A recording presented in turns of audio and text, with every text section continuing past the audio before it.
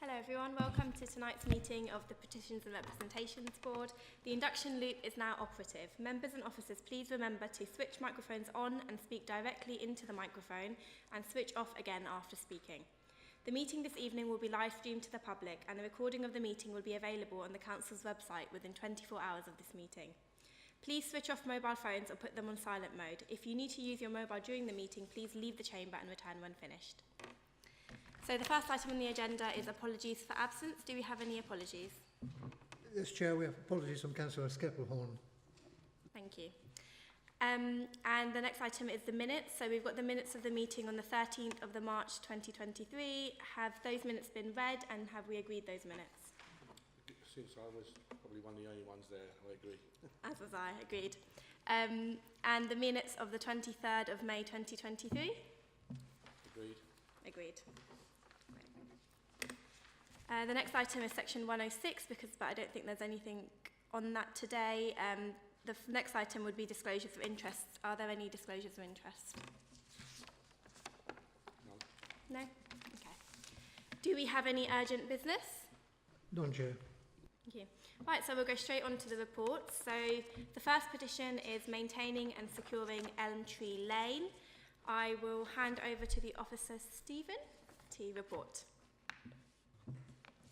Thank you very much. Okay, so this report relates to a petition from residents of Beechwood Road requesting the council address various environmental, crime and antisocial behaviour issues in the area.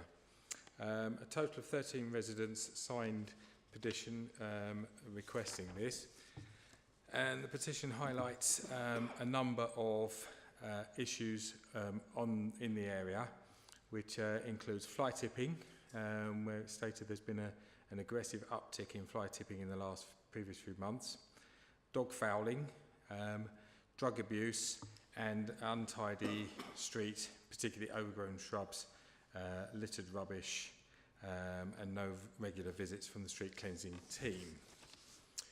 The residents are requesting that the council considers and comes up with suggestions as to what could be done to prevent the abuse of the street.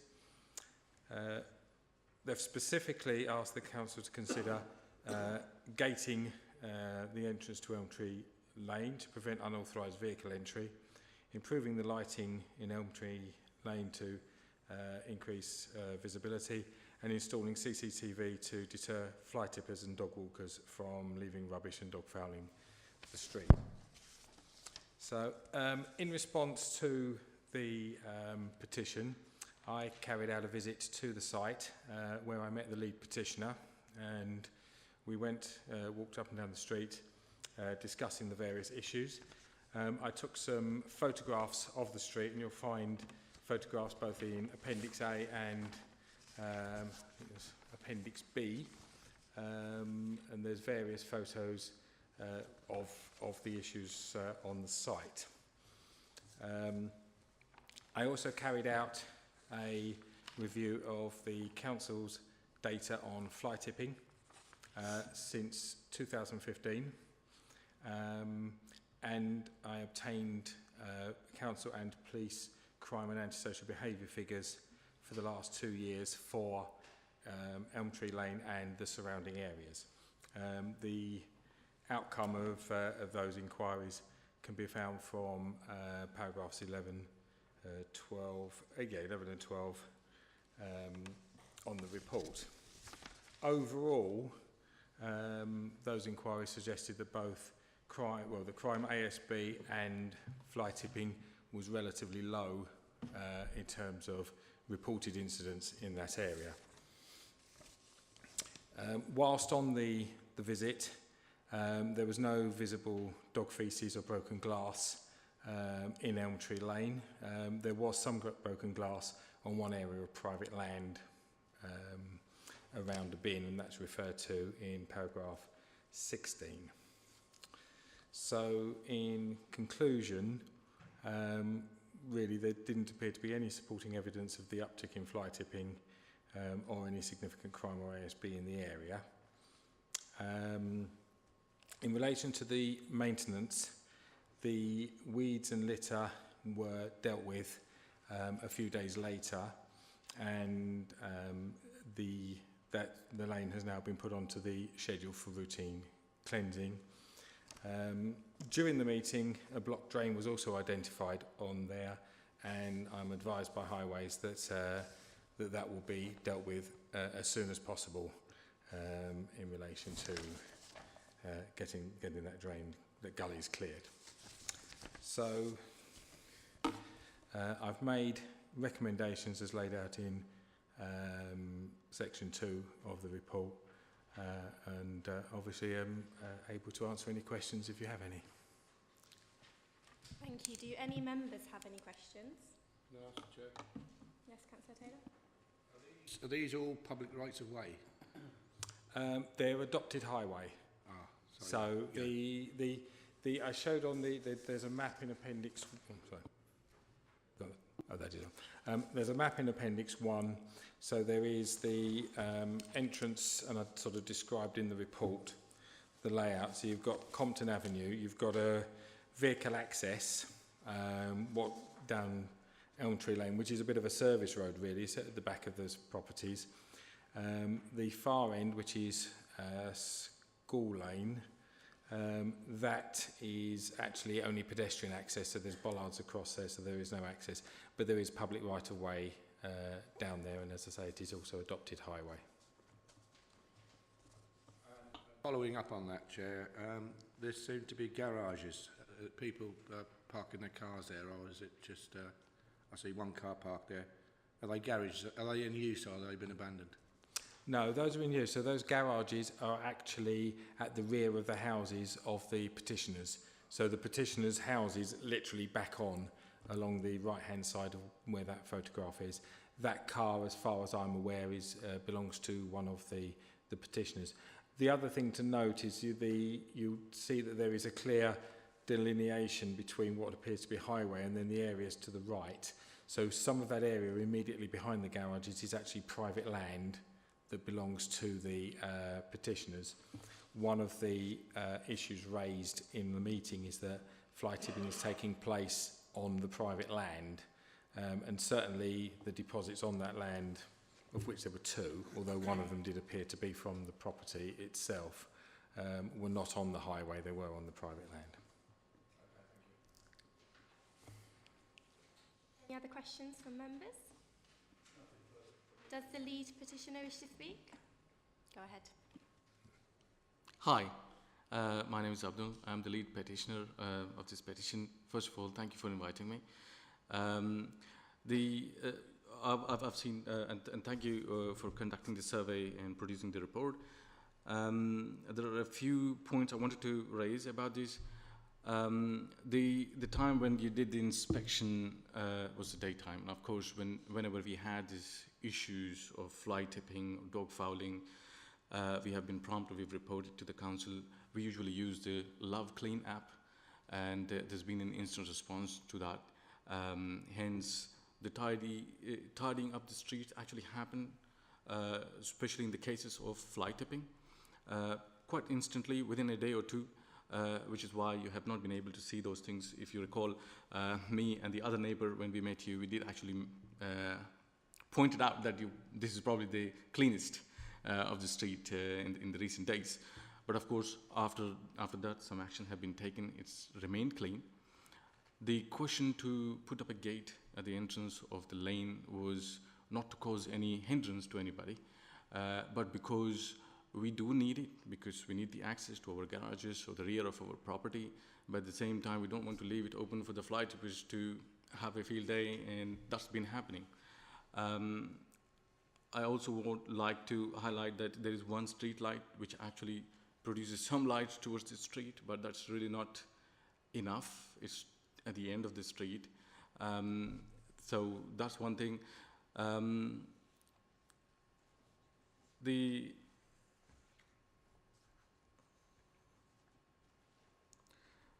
It's the families, right? So we've got like 13, I've got 13 signatures. There are many other people who want to contribute. And after looking at the report which I received last week, I received last week, and it was not enough time for us to go back and look into our records and try to come up with enough proof of our reporting in the past few months and years.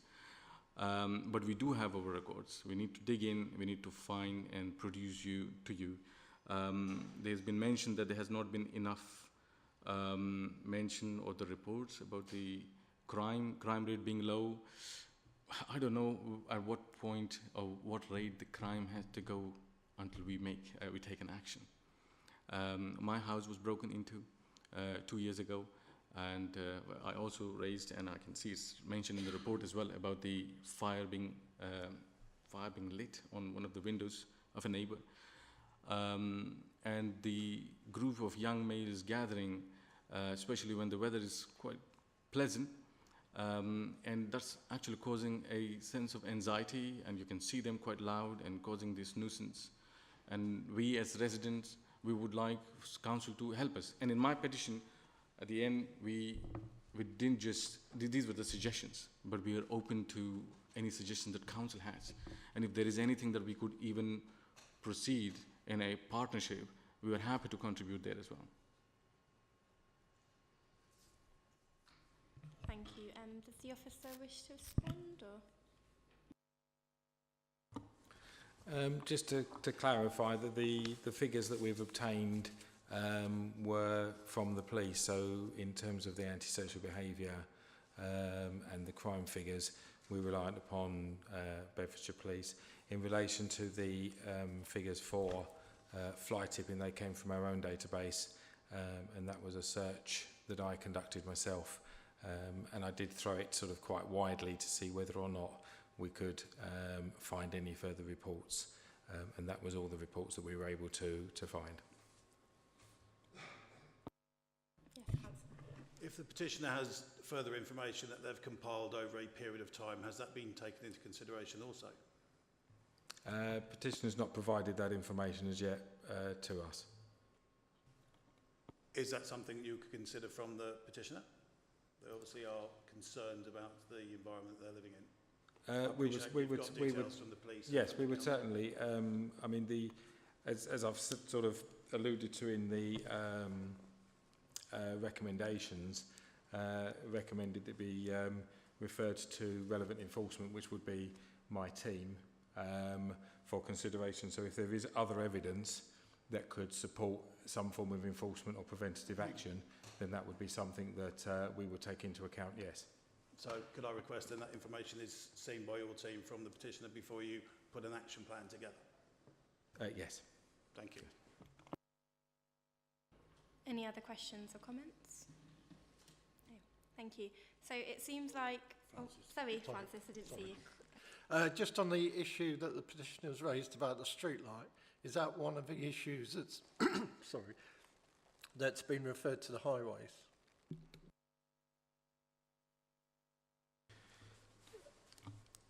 Sorry, glasses. So the request on the street light was, from the original request, was in relation to making the area safe. So obviously we'd have to look at the other data that that exists, and then look at the whether or not extra street lighting is something that we could approach highways with. But we haven't directly approached because of the low crime figures. Sorry, as I understood it, it wasn't talking about extra street lights, but a street light that wasn't effective. Yeah, so for the whole of the Elm Tree Lane, there's only one street light. Just a reminder to go through the chair if you're going to speak. So just to clarify for the officer, it's not about the street light not working, it's not about the street light not being there, it's about it not working enough. Has that been looked into? Yes, my understanding was that it was about sufficient street lighting because it wasn't that it impacted the sort of the safety or the feelings of how safe people were in the street. I was not aware that there was in fact an allegation that it was simply a street light that was not effective. Is that something you can look into then? So go ahead, Mark.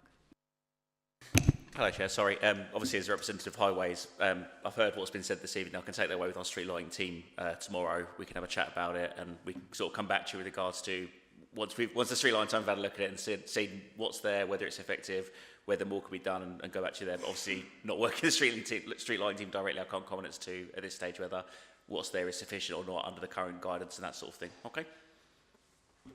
Yes, that's great. Thank you. Any other comments or questions? Yes, go ahead. Just make one final point about collecting more evidence. I know we have been reporting, as I said, using the app and a couple of other channels as well. I've seen this report last week when it arrived in detail. I don't know how the process proceeds from here, but I just need a few more days, maybe weeks, to go back to all my other signatories and collect the evidences and produce. If you can do that and send it to the officer, is that okay? Would you? Yes, certainly. And also, I would ask if any new reports come in, and perhaps we can set up a direct reporting, so at least we can be notified, and that will make sure that we're getting data straight away, because some reports may go to street cleansing, other reports may go to highway. So if we can coordinate to make sure we've got that information coming in, then at least we know what we've actually got. Yep, is that okay? That's absolutely fine. So I just want to come up with a report which basically depicts where we have reported and what applications we've used, etc. Okay. So it looks like the officers have been working very hard to address some of your concerns. The recommendations were that we note the issues raised relating to fly tipping and other crime and antisocial behaviour, and that any future reported incidents will be referred to the relevant enforcement team or agency for investigation and appropriate enforcement and preventative action. No further actions to be taken in relation to preventative action until enforcement agencies are satisfied that these would be legal, justifiable, proportionate and necessary. B, that issues with weeds and litter found at the time of visit have been addressed. And 3 is maintenance issues relating to the highways are referred to LBC Highways. So we can also add that Mark is going to look into the street lighting, and the officer is going to be liaising with the lead petitioner about some more information. Is that agreed? Do all members agree? Agreed. Perfect. Thank you. Right, so let's move on to the next item in the petition, which is item number 7.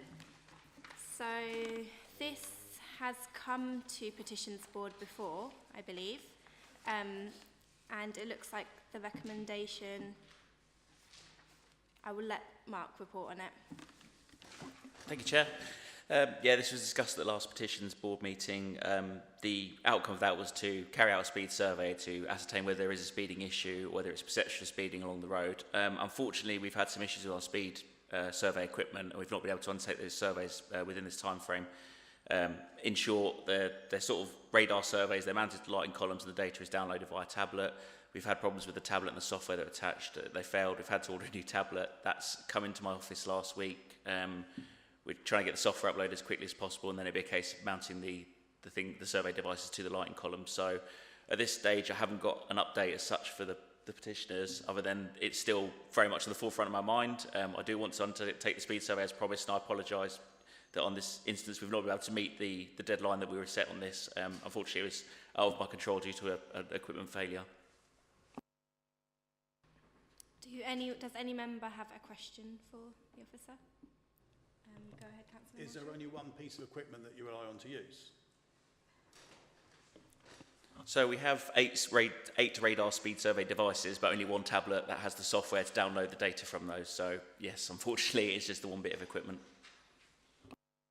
So if the tablet fails, then you're not able to pull any of this data together at all? That's correct, and that's what's happened in this instance. I know nothing about these things, but would it not be sensible to have a backup just in case your primary fails?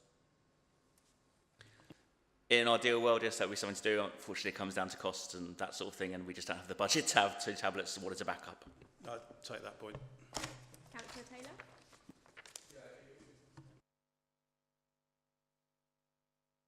I've got it. Yeah, I think it's, I tend to agree. I think that those that were here last time, we had a lengthy debate on the reasons behind a 40-mile-an-hour speed limit on this particular section of the road. And I think that whilst we saw the accident data, it does seem pretty high. But of those 22 recorded accidents, one was deemed to be serious and the other deemed as slight. I know where I live, Queen's Close, Checker Street. In the last couple of years, I've had one car go through the fencing into a neighbour's front garden, another one demolished the fencing, another one uprooted 3 concrete bollards. So it's quite a sharp bend, and I don't know what goes through the minds of drivers, whether they're on the phone or what, and they miss the bend. But it's I'm fairly safe where I am, away from it. But it's certainly a concern for some of the neighbours around there. But to be honest, I don't know what we can do about it, except close the road, which would solve the problem. But I don't think that's practical. But I do appreciate on that part of the Barton Road, it's very, very busy at the best of times. Crossing points are there. You know, I used to live up that way a few years ago, and trying to cross the road is pretty difficult at certain times. It's all right. It's easy crossing the road when there's heavy traffic because they're going very slow. But it's at 40 mile an hour. You just got to wait for a gap, and you will get across. But I think it's what action we can take, if any, to try and resolve the situation. Thank you, Councillor Taylor. Any other members wish to speak? Does the lead petitioner wish to say anything?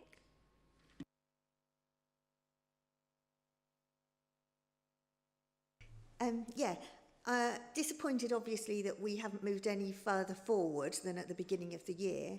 I did, on behalf of the Residents Association, get some information from the council as to regards road signs and things that they've had to repair as a result of accidents. And they've said that they've had a lamp column knocked down, traffic signals hit, illuminated sign and a flexible bollard. That's since March 2021. The cost of that was £5,481 to repair those sort of traffic furniture, let's call it. But I do know that there have been numerous cars and vehicles on the roundabouts that have knocked down signs that weren't included in that. So that's another thing to consider. I think that because they've got these figures, we know that there are things that are causing damage to property, council property. There has been damage to a tree was knocked down that knocked down a resident's wall. So there's damage to property, and yes, that is safety, but I think if you had a pedestrian there at the time, then that would be really, really worrying. And especially when you've got the numbers of children going back and forth to Barnfield College and Cardinal Newman School, which is on that stretch of road. So it's the safety that we're really concerned about. Thank you. Would you like to comment? As I said last time, to be fair, obviously safety is in my job title, and it's something I'm deeply concerned about as well. We do take seriously in the town. Take on board your points. I mean, there's a slight counter. I could say that I agree with the volume of traffic. There are a number of sort of low, slight accidents, but equally, sort of countering that, there are a large number of pedestrians that travel along that road on a daily basis that haven't, come into any danger or had any collisions with any vehicles. So we have to balance it in line with that. And like I say, I acknowledge that there are accidents recorded along there, but we have other areas in Luton at the minute that there have a higher accident recorded rate involving pedestrians that will be prioritised higher than this at this stage. So it's not to say that we're discounting and we're not taking a wall. We're saying I completely believe that there are accidents down there. There is a risk, as there are with every road in Luton with regards to pedestrians, but we have to prioritise and, figure out how we can sort of justify what we're doing, why we're doing, and making sure that we're targeting the correct areas. And at the minute, my priorities are targeting the areas with the higher collision rates or the higher speeding evidenced rates, where we don't have any speeding evidence. I appreciate that's the council's fault at this stage because we haven't had the equipment to do that due to the failures that I've just spoken about. But at the minute, the accident rates compared to other areas of the town are lower. So at this stage, yes, it's a concern accidents happening. I don't want to see any accidents anywhere on my network, but I do have to prioritise accordingly with regards to how many accidents are in different areas, if that makes sense. Go ahead. Would you be able to tell us which areas have got higher road traffic accident rates than along this stretch of road? At this stage of the minute, no. I can I've got a piece of work, obviously, it changes on an annual basis and we review it annually. So it's how my road safety programme is effectively compiled.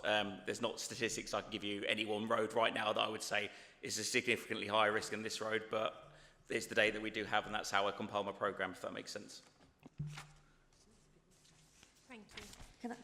Sorry, go ahead. Can I add one bit of historic data when I was looking back, way back?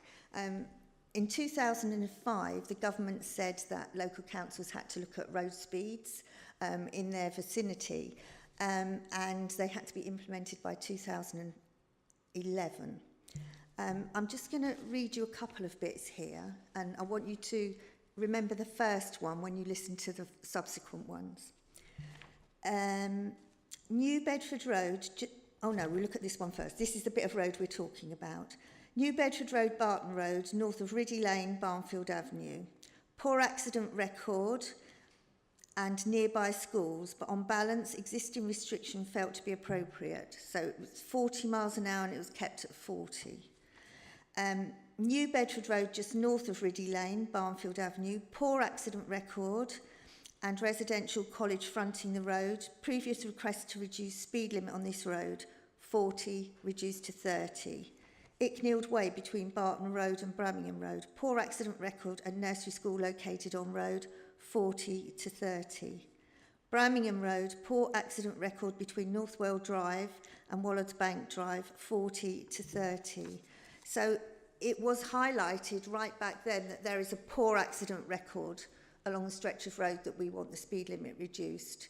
And with regards to the fact that the others had schools located along them, we've got, on that stretch of road, we've got access to Cardinal Newman, we've got access to Warden Hill Road, which has just got the schools along there, and we've got a nursery at St John's, and we've got another sort of two private nurseries along that stretch of road.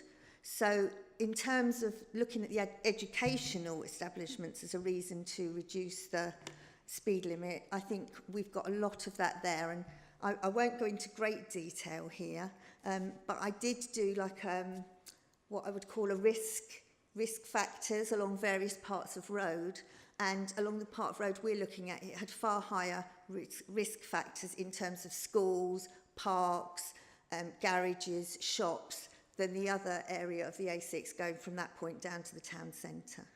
Thank you. Thank you. Councillor Taylor? Yeah, I appreciate the comments you made about reductions from 40 to 30, but that's part of the government's Safety Around Schools programme, where there are schools and there is a particular problem of traffic and parking and children crossing the roads. So where there are schools, then we have a duty to reduce the speed limit, and even in some areas where it's a densely populated area, to 20 mile an hour.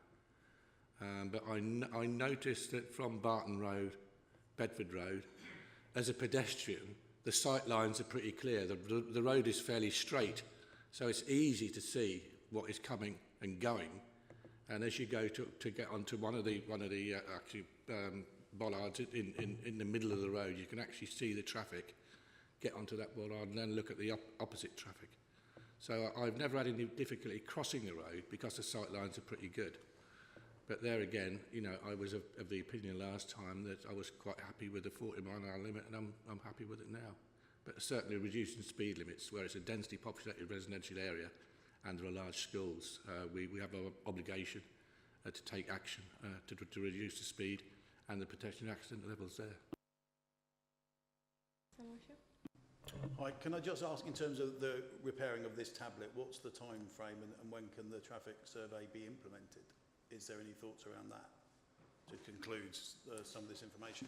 So we picked up the new tablet last week. We're liaising with the internal IT team to get the software uploaded as quickly as possible. I don't have a time frame for that at the minute. Our IT are working as quickly as they can with regards to that. I'm sure it's prioritised amongst their sort of other workload. As soon as we've got the tablet operational, it's a case of putting the device up on the line columns and left up for a week. So I would expect to have it done certainly for the next board meeting. Thank you. So, Councillor Steer. Thank you. Obviously, we've got many roads across the town where we suffer from speeding traffic, but In general terms, does reduction of speed limit actually work to reduce the general speed of traffic on a road? So it's mixed results, to be fair, with what we're doing. I get obviously a lot of complaints surrounding speeding around the town. I've got a backlog at the minute. I think there's around 60 roads within the town at the minute where I've had requests from local ward councillors and residents to carry out these speed surveys. And it really is dependent on what roads they are and the nature of them. So we have 20 mile per hour zones where they're self-enforced traffic calming. They tend to work fairly well. We have 20 mile per hour limit roads where there's not necessarily any traffic calming on them, but still the speed survey data, when it comes back, tends to demonstrate that vehicles, albeit are perhaps in excess of 20 miles an hour, we're looking sort of 21, 22, perhaps 23 miles an hour.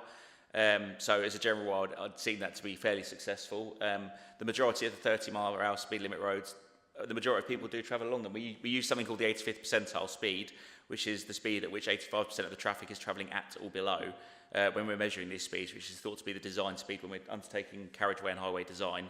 A classic example is one we discussed in this board previous, which was Limbury Road. We've undertaken 2 surveys along there. It's a 30 mile per hour limit road with the 85th percentile speed limit on both those surveys. One was at 28.3 and I think the other was 28.8. So it again demonstrates that the majority of people will adhere to the speed limit. There is always going to be a minority of people that drive inappropriately to the conditions and to the sort of traffic around them. No amount of traffic calming or signage, that sort of thing, is going to stop those people. Unfortunately, there are just people out there with a mindset that they're going to put their foot down and drive inappropriately. But yeah, I've actually just invested in a tool from a company called Agilicis that will give us data from smart vehicles and things like that with regards to the overall adherence of the speed limit across the borough. Now, I haven't had a chance to use the tool yet. I've literally raised the purchase order for it today, but this is another tool we're looking at using to find out and targeting where the speeding areas of the town on top of our speed surveys. It is something we are committed to doing. We've got a budget this year for average speed cameras to be looked at. I'm currently in the process of drafting a policy with regards to speed management. So as a council, we haven't had a speed management policy as such in the past. Now, obviously, speed limits are fairly obvious and they're signed accordingly. But it's the way about how we can better target these issues moving forward and how we can make sure that where we're spending these funds on things like average speed camera schemes or vehicle activated schemes or considering lowering or raising speed limits accordingly, that we've got the correct data and we're justifying what we're doing with that. Thank you. This petition has come here before and a lot of this stuff has already been discussed and we've had lots of lengthy debate about this, and our recommendation, once we had that debate, was for it to be looked into with the speed surveys. Unfortunately, that hasn't been done yet because of the faulty speed gun. The recommendation is that we undergo the same recommendation that we did last time. So is everybody happy with that? All members agreed? Yep. So just to clarify for the lead petitioner, at the moment, I think the only recommendation that we have is to look into the speed surveys, and we can't make any action until that's been done. So I think we've all sort of agreed that we're just going to go ahead with looking into the speed survey. Is that okay? Perfect. Thank you all. And I think that's the last item on the agenda. Thank you all for coming. Well done.